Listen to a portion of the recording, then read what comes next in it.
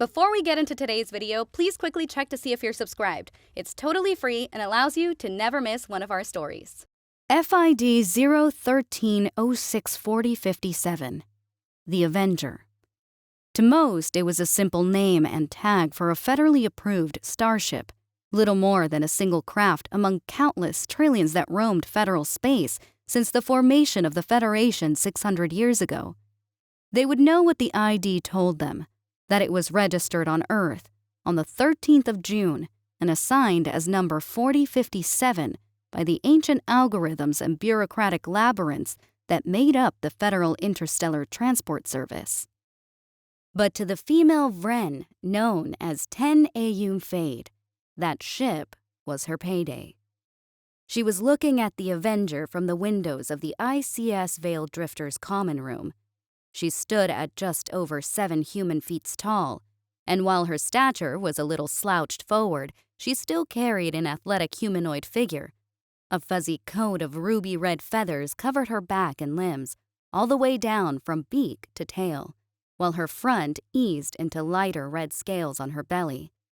Her human crewmates likened her to some kind of earth animal called a dinosaur.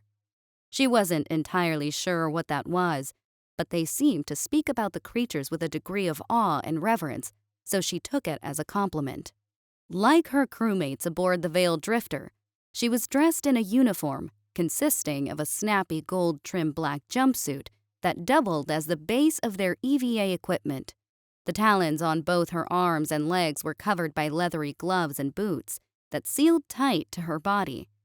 At the press of buttons located on the suit, where the glove met her forearm. The others controlled a variety of functions that integrated the suit with the tools she would be using, as well as carefully monitoring her bodily functions and conditions. In addition, the suit allowed her to adjust the sharpness of her talons, which was a shockingly useful function on a ship where her crewmates were softer than a hatchling's belly. Her tail was left uncovered, as she found the tail guard they got for her a bit uncomfortable to walk around in. She was a little surprised to see the aesthetic style of the Avenger was different to that of every other Earth-made human construct. It seemed like every single human who called Earth their home world was obsessed with incorporating sleek geometric patterns and mildly abstract ornamentation with extensive technological integration. It was a style the humans called cybernetic deco. It wasn't everywhere across the Federation, but it was deeply associated with Earth culture. That an Earth-built ship didn't have it meant that it was very old indeed. It featured harsher angles, sharper square formations made of a mixture of metal alloys and a substance that was reminiscent of astrocrete, though it had a subtle sheen across the surface. The shape of the Avenger's superstructure was like a great cylindrical cross, narrowing on the long end into what Ten realized was a massive railgun with countless docking stations and modules attached along the entire surface. On the other end was a spoked ring, with an equally incredible number of towers, modules, and station systems texturing its surface. The titan of a ship resembled a cityscape more than a war vessel. At the head of the cross, the ship crested into a great smooth square that was rotating at its base. She noted the lack of visible thrusters on the cylinder, but could see a mixture of conventional thrusters and gravitational emitters along the ring. "It's a hell of a sight, ain't it?" Ian Carver said as he joined her at the window. The pale human captain had short brown hair with a set of whiskers on his jaw. Though he was younger than most humans in his position, around 24 Earth years old specifically, she had learned over the past few months in his employment that he paid the difference of his youth with long nights at work managing the ship's company and finances.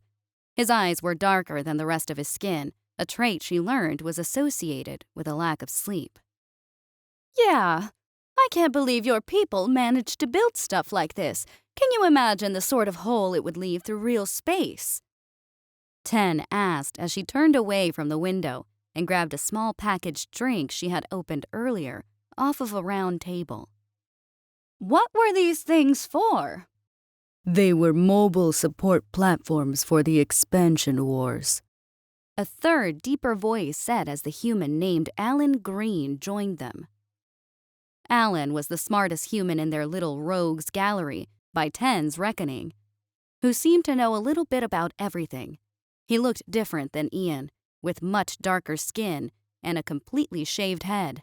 10 didn't know humans could be so dark-toned before she met Alan, and privately asked Ian about it once shortly afterwards. He said that Alan's grandparents were Ugandan, but she didn't know what a Ugandan was, but nodded, like she did anyways. She wanted to seem even a little bit knowledgeable on human culture to her new boss, after all. "Oh, hey, Alan. You got our gear ready?" Ian asked. "Yeah, just came by for a bit of stimmed water and a ration. Checked up with Bree on the way here. She says we'll be good to go in an hour." Is she doing that thing again? 10 sighed as she rubbed her beak, already knowing how much their engineer could overcomplicate anything. "Pissing and moaning about every little detail? Yeah. Better to just let her get it out of her system at her own pace. The Avenger isn't going anywhere." Alan answered before going towards the kitchen section of the common room. 10 still found it amazing how much bigger human ships felt and how much more amenities the Veiled Drifter had, compared to the brutally efficient junker her old boss deigned to grace her with. "We can't be too sure. It could make a veil jump any day now." Ian added. You can't be serious. 10 chuckled as she sipped with her bendy straw. There's no way an abandoned ship that big has working veil drives after 400 years. "Oh, they weren't. How do you think it got here in the first place?" Alan said. 10 narrowed her eyes as she stared at the ship once again. But how could that be, without a crew to maintain it? Crew? That ship doesn't need a crew. How do thousands of spacers who go searching for ships like this go missing? And why do we find exotic matter traces all over the systems they jump to? And how do we have reports from the rare bands who come back filthy rich that there are things living on these ships just waiting for their next meal to come aboard? Alan interrupted as he waved a hand towards the Avenger. Truth is, there are some things we aren't supposed to know. Might be why salvaging them is heavily discouraged by federal authorities. Oh, come on! Surely you don't mean to tell me that you believe in ghost stories. 10 laughed. And who is they, anyways? The drunks you find at the bar of every spaceport? I don't know, 10. I know about a lot of captains who got leads on these old Atlas-class ships and then just vanished. Ian said with half-hearted sarcasm. Alan sighed as he laid a hand on the astroglass of the window. I believe in results first and foremost. These ships, their results speak for themselves. Lots of history and superstition just floating out in space, right there. You're just being a Debbie Downer there, Alan. We've got the tools, we've got the skills, and now we have 10 here. If there's any trouble on that old junker, we'll be ready for it. Ian said as he patted his friend on the back. What we don't have is an actual psychic. Alan responded. Yeah, well, you can call me when you find a psychic we can afford. Until then, we'll have to manage. 10 had to let out an amused snort at that. She learned a little bit more about the humans and their psychics in her short time working for Ian, and knew they were generally Delta-class psychics, the third most powerful tier from her small amount of research since meeting him. But unlike psychics from other species, humans normally weren't able to use their psychic power due to the Earth's psionic field acting like an interfering storm. The upside of this planetary adaptation was that humans were almost completely immune to psychic energies and their effects. The downside? Humans that could use their psychic abilities were prohibitively expensive, not to mention picky in their contracts. Alan cast a glance at Ian before he shook his head. I hope you're right, Captain. Not long after their little powwow, as the humans like to call it, the looting party got the all-clear from Bree over the intercom. The team of 4 assembled at the ship's armory and got to putting their suits together.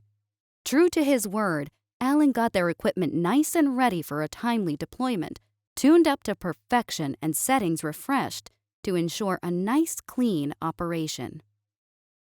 10 was sitting down on a metal bench, trying to get her tail guard on. She had gotten it by herself last time they went on an EVA, but now the stupid thing had decided to be a pain in the cloaca. It kept refusing to align properly, or even grab onto her suit when she pressed the button on her wrist. Oh, come on, you stupid! Ugh! She growled as her visor displayed the words, "No module detected." Detect this, you stupid piece of crap! She roared out as she slammed the guard against the bench with her tail. If the tail guard or her suit detected anything, they did not show it.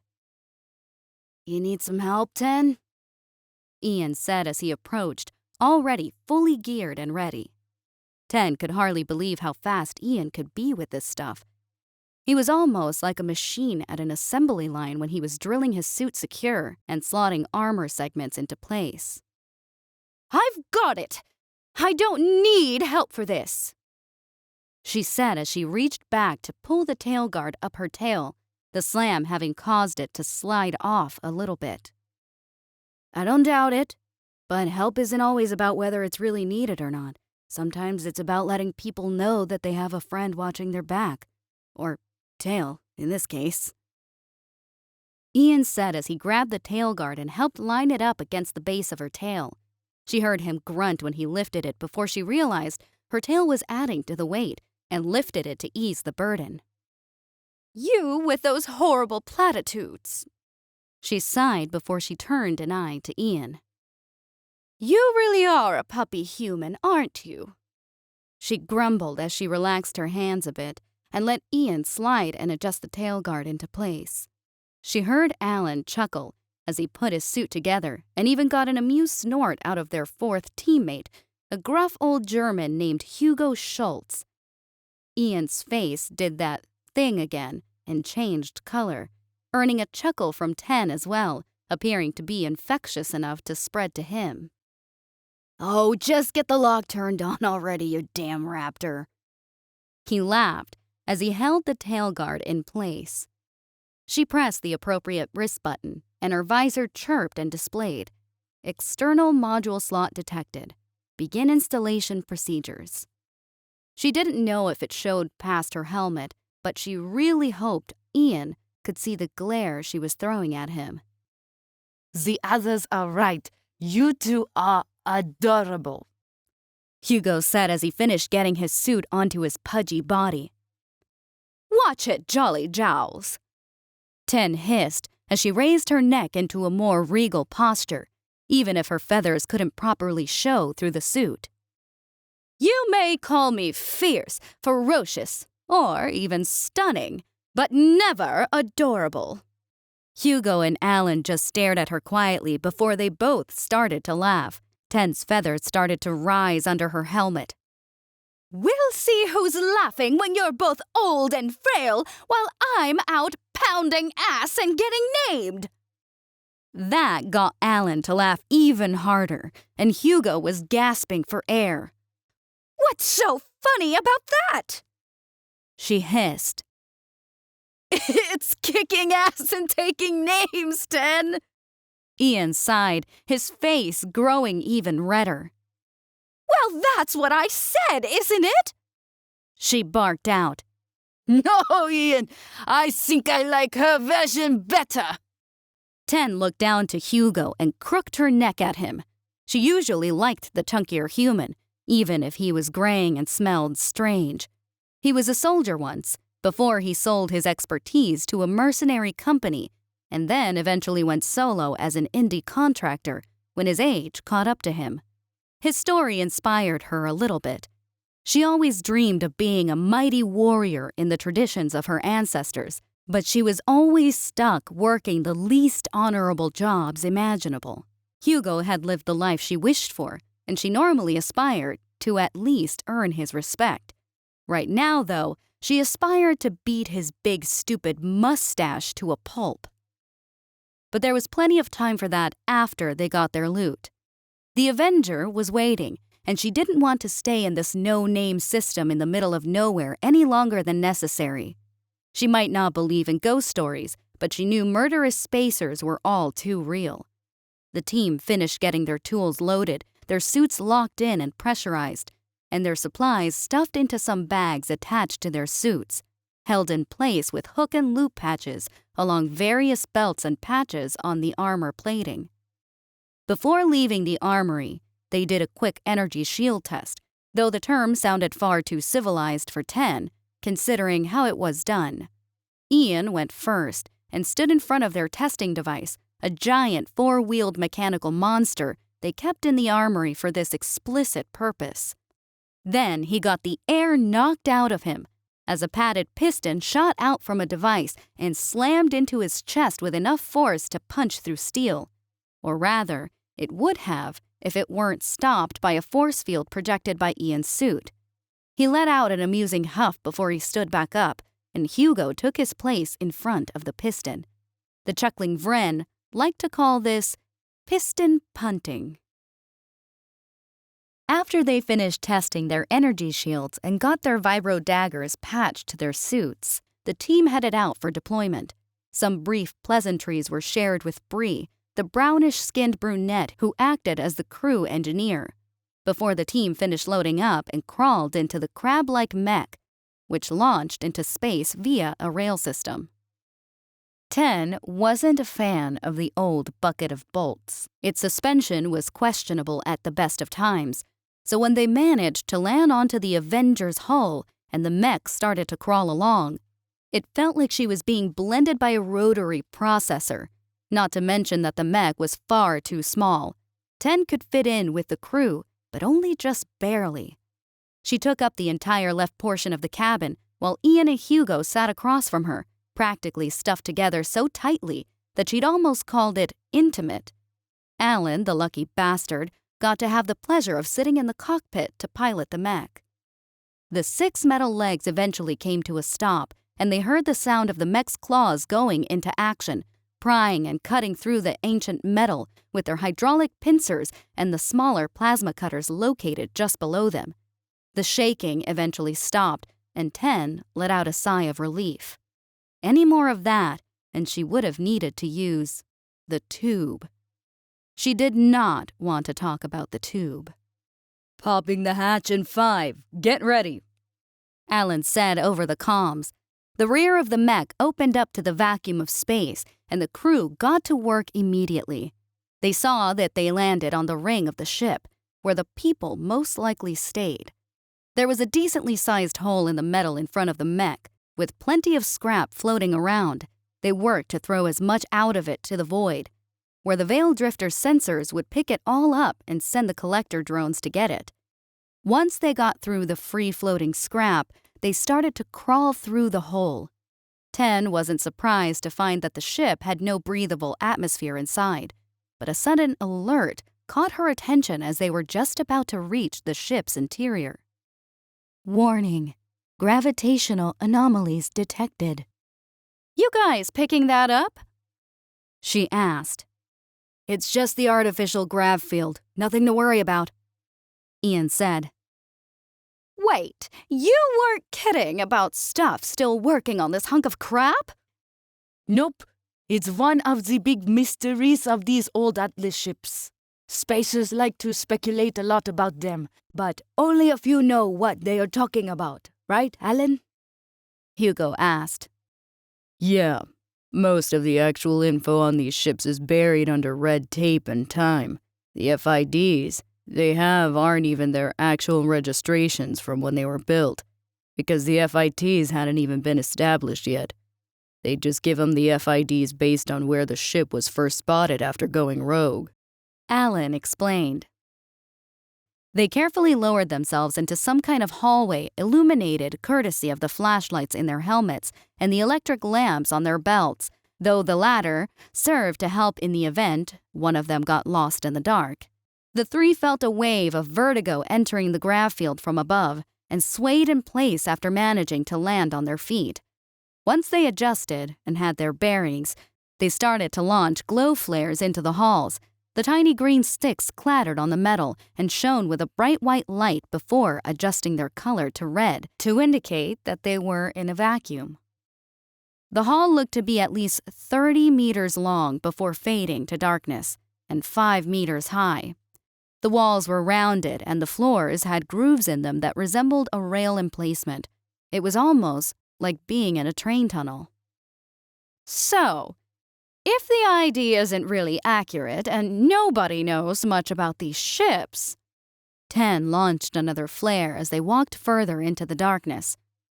How come we've been calling this one the Avenger? Couldn't it just be any of these other Titan classes that went missing?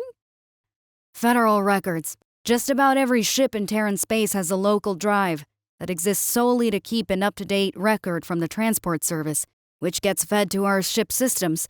Anything the ship scans or gets a signal out of, the ship's VI compares those records before giving a probability of a matching identification. This big old lady gave a 96% match. As for why it's called the Avenger, well, Alan? Ian explained before handing the topic off. Alan sighed over the comms. Each ship gets a name earned by the Spacers, with their own story as to why. The Avenger's story goes that the ship was in an engagement against some enemy alien fleet that outnumbered its own 10-1.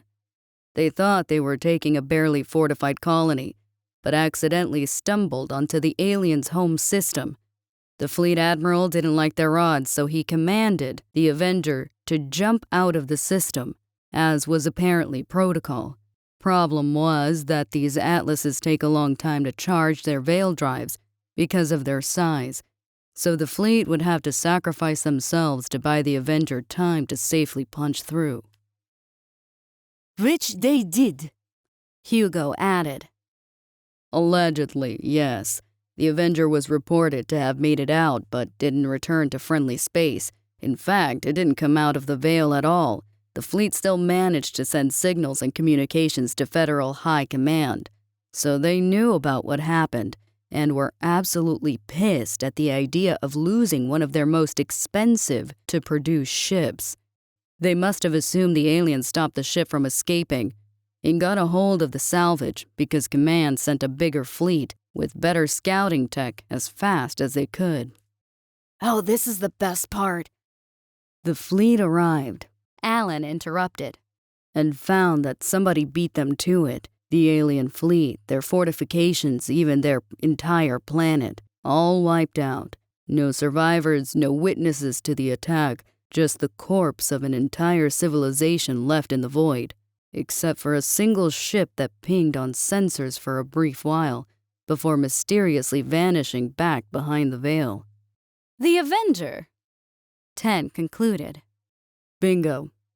Legend goes it was the crews of that second fleet who told the tale all those years ago, and Spacers got to calling it that. They love a catchy name.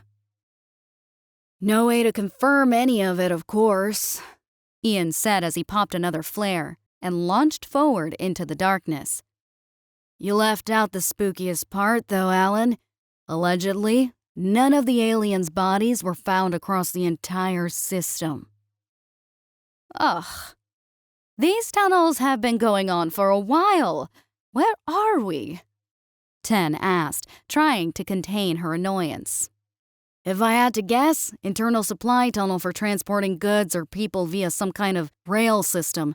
Looks like somebody might have ripped the rails out from the floor, though. That, or I'm full of shit and I have no idea. Ian concluded.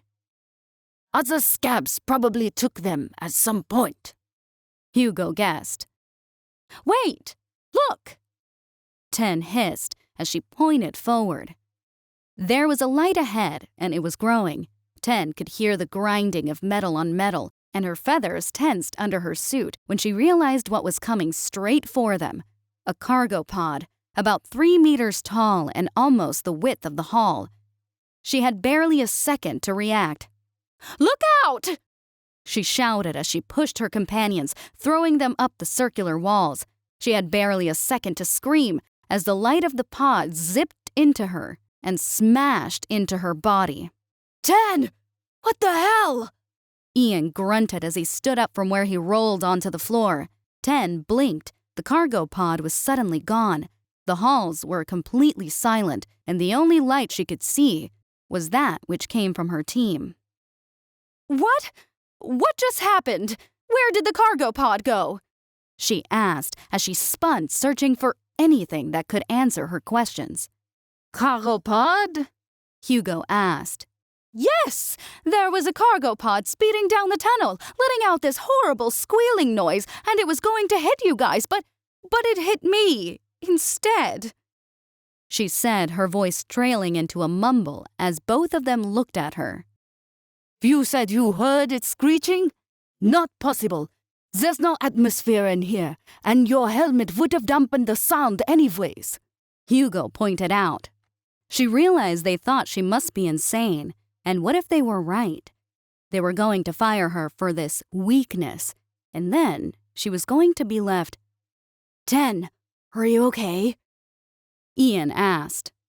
If you're not feeling well or want to go back to the ship, that's perfectly fine, and there's no shame in that. 10's arm tensed as Ian gently held her wrist with one hand and pointed back the way they came with each other. I'm sorry. This place must be playing tricks with my mind. Stress or something. I'm sure. Maybe, Hugo mumbled as he launched another flare down the tunnel. Aha! Look over here. I've found our way. They both turned to see that up ahead was what looked like to be a loading station in the tunnel, with robotic arms and lifts all over the room. Once they were in the room, they saw that the lifts led into dozens of shut ports. The most important thing they saw, though, was up a set of stairs installed along the wall and leading to an airlock door. They were bringing out their power saws as they approached the door, ready to cut through. Ian suddenly stopped as he looked at the airlock's exterior control panel. No way, he gasped and pressed a button on the panel. The door vibrated and pulled itself open. Holy shit! Alan, you there? Ian asked. Yeah, just shaving off exterior chunks into space for the drones. What do you need? Alan responded. We've got working doors in here. This place is pumping more juice than we thought. Really? Well, that's something. Keep an eye out for any power systems. We could get some serious cash off of those. Alan said. Ian nodded. Roger. No, this is Alan. Shut up, Alan. 10 ordered. Once the team got further in, they were able to find several maintenance rooms and production bays with plenty of good salvage still intact. They knew they weren't going to be able to use their entrance back into the cargo tunnel to vent these goods into space, but Alan had the wonderful idea of trying to see if the shipping systems of the ship were still functional. In normal function, goods that the Avenger produced would either be loaded onto a ship manually through the internal cargo systems or launched from the ship in a fashion similar to how they launched their mech from the Veil Drifter. The plan seemed sound to Ian, so they got to work and followed the instructions Alan gave. In an amazing act of mechanical miracle, they managed to get one of the launchers working. They loaded up as much of the salvage they could disassemble into the launcher system before Ian activated it. The launcher shook like it was going to fall apart, but they got a response from Alan nonetheless. I see the goods. Wonderful job. I'm honestly shocked you did it. I'll have you know that we're very technically proficient. Ian laughed. 10 was going to say something, but a sharp chill ran down her spine, and the air in her helmet tasted downright toxic. Adrenaline started pumping through her, and her heart was thundering. An urge told her to run away and hide. She scanned the room with her lights, trying to ease her anxiety, or at least figure out the cause, for she knew by some unknown sense that something was very wrong. Then she saw it. A humanoid creature, hunched and deformed, with pale skin and sharp horns protruding outward from its head. No eyes rested above the mouth, only a flat surface stretched back to those horns, with 2 pinprick nostrils. The creature was curled up in a lunging position and aiming straight for Ian. 10 had only a split second to react before it lunged straight for him. So she did what came naturally and slammed him out of the way with her foot. 10! What? Oh, fuck! Hugo shouted as the creature crashed into the floor just beside him. The creature scrambled to get its bearings once again before it charged Hugo. But a sudden crack of air rang out, and the creature's head ruptured in a spray of black, oily blood. Hugo stood over the corpse as it slumped, his laser pistol in one hand and the vibro knife in the other. He turned his aim upwards to the ceiling, and 10 followed his gaze. She almost wished she hadn't. There were more of them, each more mutated and deformed than the last. They were crawling out of the ventilation shafts, breaking and twisting to fit their way through the small holes, and crawling out of every opening on the walls that she could see. Ian was scrambling to get up and popped another flare before launching it at the horde, revealing their writhing mass. This isn't good, Captain, Hugo said as he opened fire on the monsters. Shoot and run! We've got to get out of here! Ian commanded as he joined Hugo in firing on their pursuers as they ran for the doors. 10 ran alongside Ian and tapped a few buttons on her wrist to sharpen her claws and set them to a sawing vibration that would approximate a vibro knife. Such weapons were intended to carve their way through dense armors when an energy shield was too tough to pierce with ballistic weapons, but they would do just fine on raw flesh. They fought their way down the corridors of the ship, with 10 near the front to cleave her way through anything that got in their way, while Hugo and Ian shot at the back to keep the creatures from catching up. The flares left an easy marked trail for them to follow. But 10 was having a hard time concentrating on much else aside from the carnage she could inflict on her enemies, and that foul taste in her air. Ian and Hugo both tried to contact Alan, but something was wrong with the comms. They couldn't reach their ship either. It was obvious by that point that something was interfering with the signal. As they fought their way back to their entry incision, they watched as the creatures they seemingly had killed were reassembled in further deformed masses of writhing pain and carnage before charging back into the fray. 10 had never seen anything like it. But the creatures fought sloppy all the same. It didn't matter. She would kill them again and again if that is what it took. They reached the airlock and were met with a sealed door. Ian typed away on the control pad while 10 and Hugo covered him, but nothing happened. It's not working, Ian said. What? Why? Hugo asked as he drove his knife into a creature's temple before shoving it off. I don't know. The power's still on. Fuck it. I'm cutting through. Ian shouted as he brought out his power saw and started to slice into the door. At some point over the next hour, the horde subsided and silence overtook the group. Silence, 10 realized. They were still in a vacuum, so what were these creatures breathing, and why could she hear so much screaming in her head? Ian was still cutting his way through the door. She and Hugo were covered in that disgusting black substance. The shade was darker than their suit's own color, and the chunks of meat were sizzling as they were being cooked. The corpses of the dead stopped reassembling after a point and just started to sizzle away to nothing. 10 realized they were dissolving into puddles of the black liquid. Ten could hear the bodies screaming. She could feel rage radiating off of them like the heat of a blazing inferno. She needed to leave. Her mind was slipping, and she was finding it difficult to focus. Kagon, better pay. Always his fault, she murmured. What was that, Ten? Hugo panted as he rested against the wall. What? I didn't say. She mumbled before she froze. Hugo wasn't there anymore. Standing in his place was a figure Ten never thought she would see again. Mother, she whispered. This wasn't possible.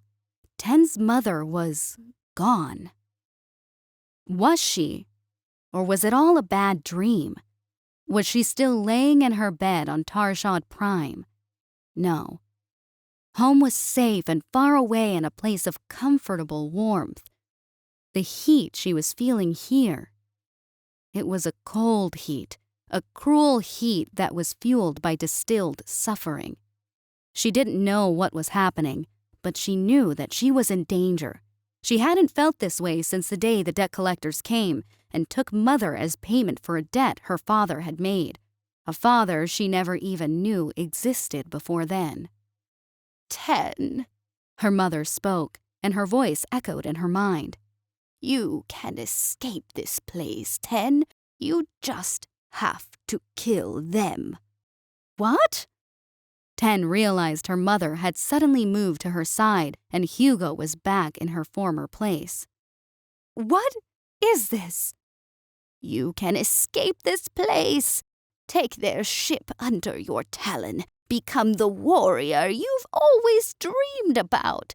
You just have to kill them. They're human, Ten. The humans must die. But, Ian, I can't hurt him. I won't. Ten lowered her head to avoid her mother's eyes, but she felt the searing disappointment all the same. Are you really going to fail me again? Her mother sighed. You're not my mother. Ten sobbed as she shut her eyes and held her head, waves of pain overwhelming her every sense. Aren't I? Her mother whispered, but her voice was wrong, warped and distorted like the sound of a million whispers echoing across the darkness. Ten opened her eyes to see her mother's rotting carcass scowling at her. She hissed. Kill them, Ten. Kill them and feed us. I'm hungry, Ten. Why do you make me suffer like this, Ten? She fell to her knees and shouted. Get out of my head! Ten! Ian's voice called out, but when she opened her eyes, she saw only blackness around her. She was floating in a void for a moment before her mind joined with it, and she closed her eyes again, drifting into the nothingness. The first thing Ten heard was the low hum of medical equipment and the sound of distant conversations, people working and going about their business. She opened her eyes to find herself in a modestly decorated white room, clearly made to resemble the construction style she saw back on Earth. The faux marble finish on the astrocrete walls and floor looked convincing. All of it glided with a mixture of silver and gold trims that the humans just loved so much. The walls were engraved with those angled patterns and depictions of sacred human figures and symbols, though she didn't know any of their contexts. A small statue stood by her bedside table, depicting a human woman with her eyes covered by a blindfold, completely naked otherwise. She held a set of scales in one hand, outwards like a shield or standard, or maybe it was both. Her other hand carried a sword. Ten recognized her as a human religious figure they worshipped back on Earth. She recalled it being named the Lady Justice. She turned to see a window looking out to the stars and let out a hum of approval. She was on a space station, which meant that Ian had rescued her from whatever had happened. She was safe. Some of the memories of the Avenger came back, but they were fuzzy, almost like a distant nightmare. Oh, hey, you're finally awake. A man's voice said from beside her. She turned to see a human in formal clothes, sleek Prussian blue color with gold trim, a belt tying his suit at the waist, and leather boots and gloves. He looked older than Ian, with slicked graying hair and a clean-shaven face. Yeah, what happened? Ten asked as she rubbed her eyes. It's a long story, and I'm afraid you wouldn't understand if I told you. The man said. Ten's eyes narrowed at his suddenly punchable face. Try me. Very well. You suffered a physically induced seizure during your illegal salvage operation due to an attempted demonic possession. I'm sorry. What? Ten sighed as she crooked her neck at the man. Did you just say attempted demonic possession? Yes, ma'am. You're very lucky, you know. If those two friends of yours hadn't dragged you back to your ship and gotten you to this station, I don't think we'd have been able to put your brains back together as well as we did. I'm Agent No, don't you skip over what you just told me, you little shit. Demonic possession? Ten gawked. As in demons. Evil spirits of primordial evil. Things that are, as far as I'm aware of, not real. Those kinds of demons? The man sighed. Yes, more or less. My name is Agent Mills. I work for the Terran Citizens Federation. I was sent here to make sure you don't become a danger to yourself or others, and to confirm that you'd been attacked by a demonic entity so that we could get a state psychic here to patch your head up. That's all I can really tell you at this moment. The Federation? How? We keep eyes and ears everywhere for this sort of thing. You've been assigned to me as your contact with my department for continued support and communication in the event of complications in your recovery. Agent Mills picked up a packet of papers from the bedside table and held them out to Ten. You're going to have to sign these before you can leave this hospital, I'm afraid. Just your standard oaths of secrecy, yada yada. Severe punishments if you talk about what happened to the public. That sort of thing. Your friends Ian, Hugo, and Alan already signed theirs. You can talk with them about your experiences. Just don't go blabbing about it in public venues. Sorry, I'm still wrapping my head around what you were telling me. I am so confused. Ten groaned as she grabbed the papers. I know, ma'am. But that's the way it's got to be, for your sake and the sake of federal security. Agent Mills said before he smiled at her ever so slightly. Hey, look on the bright side. You and your friends are probably going to get free lifetime medical coverage for all of this, courtesy of Parliament. Ten perked up at that. Oh. Ten learned she had been on that station for nearly 2 whole weeks, and throughout that whole time, Ian had been practically living at the hospital. He gave Alan permission to go on any salvage runs without him, but the veiled drifter never left the station. Agent Mills said that Ian was outside as they were speaking, and at Ten's confirmation, went to tell him that she was awake on his way out. Ten was barely a page into the form she had received before Ian charged into the room. Ten! He cried out as he suddenly wrapped his arms around her in a bear hug and buried his face into her feathers. Ian, too tight! She gasped as he crushed her lungs. Sorry. He choked out as he pulled back slightly. You really scared us is all, you know? Ten had never seen Ian like this. His eyes were puffy, his whole face was red, and he had tears streaming down his cheeks.